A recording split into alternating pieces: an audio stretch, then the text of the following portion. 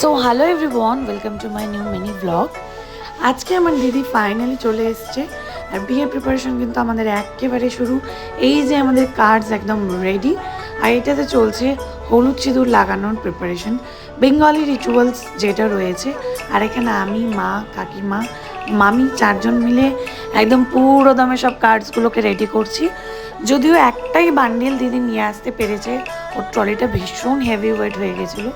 বাকি যেটা বেঁচে রয়েছে সেটা বাবা আবার গিয়ে নিয়ে আসবে। কলকাতায় রয়েছে সেটা তুহিনদার বাড়িতেই।